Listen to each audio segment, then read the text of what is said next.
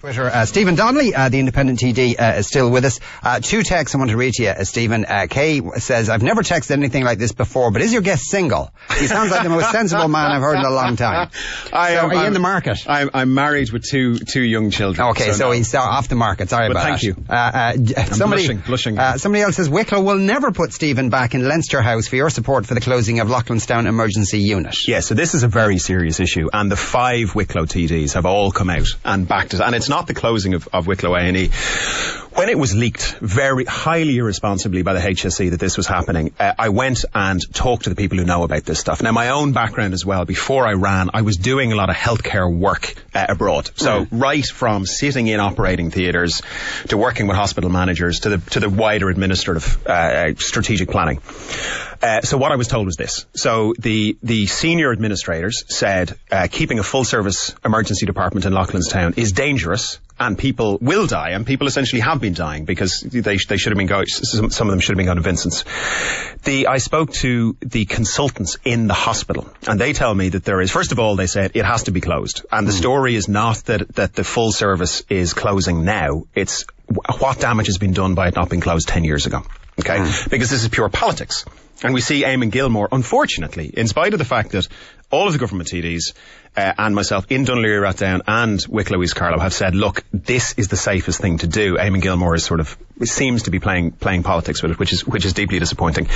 But I've been told that there is unanimous agreement on the hospital's medical board that the safest thing for the people of Wicklow is for the full service A&E to be closed down and for that money to be redeployed to a variety of areas, partly to Loughlinstown to make it the best what's called a level 2 hospital in the country, with fantastic things like stroke rehab units, orthopaedic rehab units, a full minor injuries unit and a bunch of other things, and for additional resource to be put into Vincent's to help.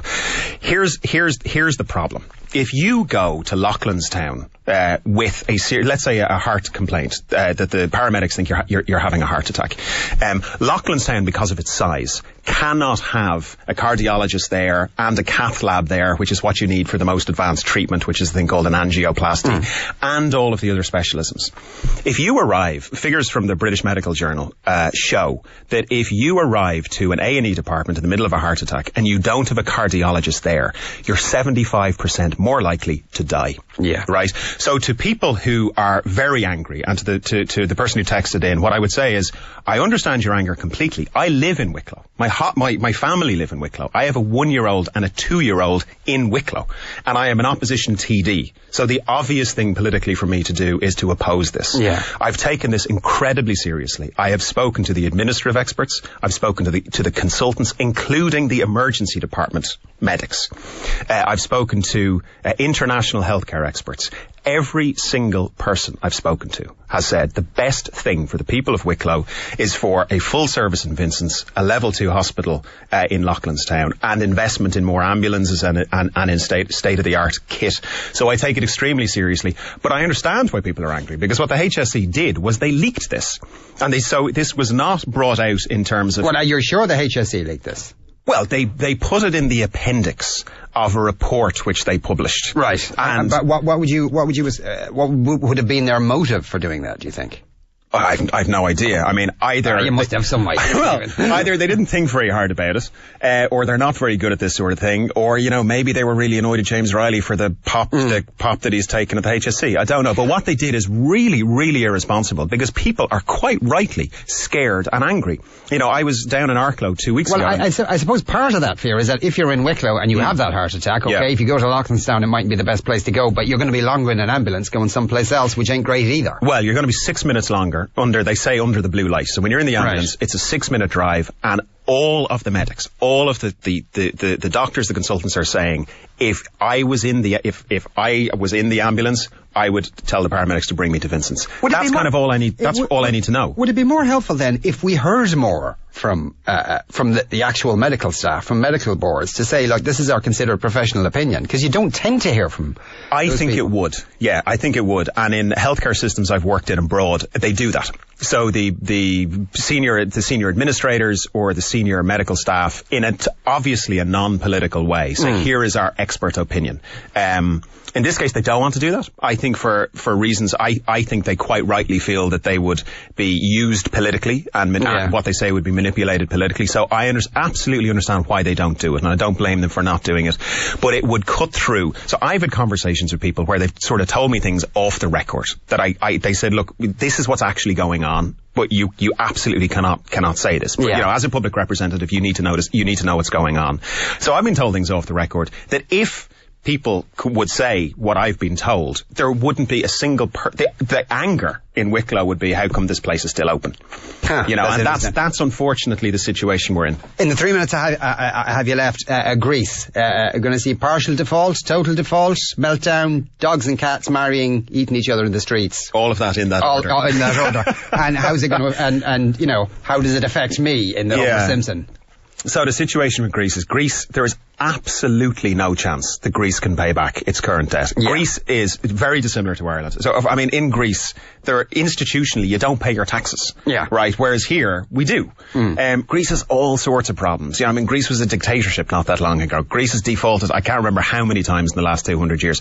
Greece is not a well-functioning country in the way that Ireland is a well-functioning country. Its debts would give you a nosebleed. So what's going to happen is I think what they're going to do is what they've got wrong at the European level the whole time. They're going to say, here, listen, Greece, we're going to solve your debt problems by loaning you a bunch of cash. Oh, great. You know, and the way I look at it is very simple. Imagine you are in mortgage arrears, and there's absolutely no way that you can get a second job to start paying it off. And you go into the bank and say, look, we need to talk about the mortgage. Shouldn't have spent the money on the house. I got bad advice. I'm working every hour I can find. You're getting all my cash, but I still can't meet the payments. And the bank says, listen, don't worry about it. Here's what we're going to do. We're going to give you 100 grand, and you can use that money to pay us back. That's basically the approach Europe is taking. It's not going to work. The markets must know that's totally nonsense. Of course they do. I mean, Greece was locked out of the market a very long time ago. And by the way, they know it for Ireland too, because the same thing holds. It's like, folks, you're going up to 200 billion in debt, right? I mean, at 5% interest rate, that's 10 billion euros a year in interest payments. That doesn't sound very encouraging then. Because, I mean, a lot of people have been speculating that this might be the tipping point. This is the point at which, you know, to save the euro, to save the whole bloody thing, that we have to get a bit more real about the possibilities of debt repayment or not debt repayment. Yeah, well, I think so. The option in front of the EU is this, the ECB, all those European institutions and the national governments is this.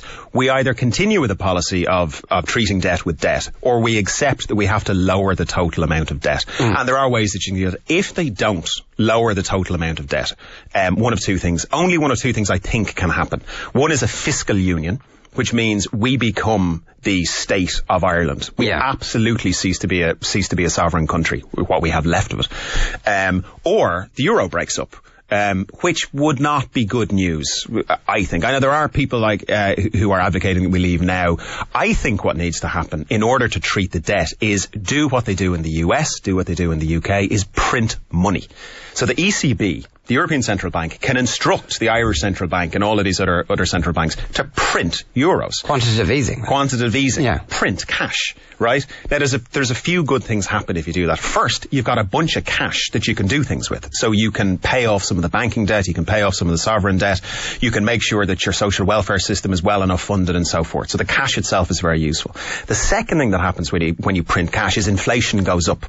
And one of the reasons that the ECB can't print cash is because they are explicitly mandated to keep Eurozone inflation below 2%. If they print, say, 400 billion euros, it'll definitely go up. And I would argue that it should go up. Because what happens when inflation goes up in Ireland, in real terms, the banking debt falls every year, right? Because if you have 10% inflation, let's say, in real terms, the debt decreases by 10% a year. So your banking debt goes down, your sovereign debt goes down, your commercial debt goes down, your mortgage debt everyone's mortgage debt goes down, and everyone's personal debts go down.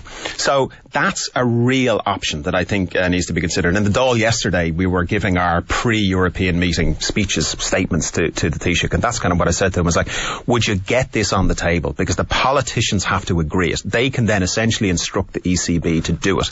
It would would be a huge benefit. Great solution, I think. We shall see. Printing money, though, sounds great. I must sell one of them. I think it was a certain political party that Eamon Gilmore was formerly associated with that did a bit of that themselves.